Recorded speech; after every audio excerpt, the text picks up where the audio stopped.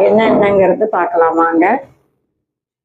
ராகி கூழுக்கு இதில் வந்து 1 கிளாஸ் ராகி நைட்டே ஊற போட்டேன். பாருங்க, நல்லா ஊறிடுச்சுது. இந்த மாதிரி ராகி கூழ் செஞ்சு பாருங்க. குழந்தைகளும் என்ஜாய் பண்ணி அது குடிப்பாங்க. இது நம்ம இப்போ நல்லா நைஸாக அரைச்சிடலாம்.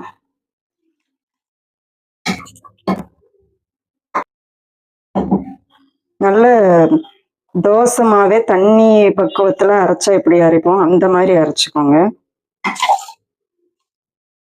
தண்ணி பாருங்க, இந்த அளவுல வந்து வச்சு நல்லா நைஸா அரைச்சிக்கலாம்.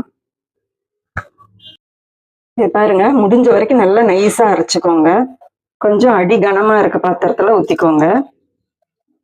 இது பாருங்க, இந்த அளவு வந்து இப்படி கரைச்சிக்கோங்க. அப்பதான் வந்து கூழ் வந்து நல்ல கரெக்டான ஒரு பதத்துல கிடைக்கும். கூழ் ரொம்ப கெட்டியாகவும் இருக்கக்கூடாது, ரொம்ப தண்ணியாகவும் இருந்தா நல்லா இருக்காது. கை விடாம நல்லா கலக்கிக்கணும், இல்லாட்டி வந்து கெட்டியாயிரும், இந்த கட்டி கட்டியா சேர்ந்துடும். இந்த கூழ் பதத்துக்கு வர்ற வரைக்கும் கைவிடாம கிளறணும், அடி பிடிக்காம கிளறணும். இதுதான் நல்ல ஒரு கூழோட பதம். நல்லா கைவிடாம அப்படியே சிம்ல வச்சு நல்லா கலக்கி விடுங்க. 1/4 மணி நேரமே வந்து வேக விடுங்க.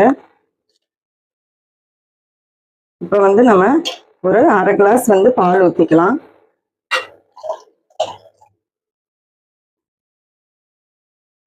நீங்க வந்து உப்பு போட்டு வெங்காயம் போட்டெல்லாம் ராகி கூழ் குடிச்சிருந்தா இது மாதிரி ஒரு தடவை ட்ரை பண்ணுங்க. சூப்பர் டேஸ்ட்ல இருக்கும். குழந்தைங்க ரொம்ப இஷ்டமா குடிச்சுக்குவாங்க, உடம்புக்கும் ரொம்ப நல்லது. இதோடய நம்ம நாட்டு சர்க்கரை போட்டுக்கலாம். நீங்க ஒயிட் சுகரும் போடலாம். எது உங்க குழந்தைங்க குடிப்பாங்க, நீங்க குடிப்பீங்களோ அந்த மாதிரி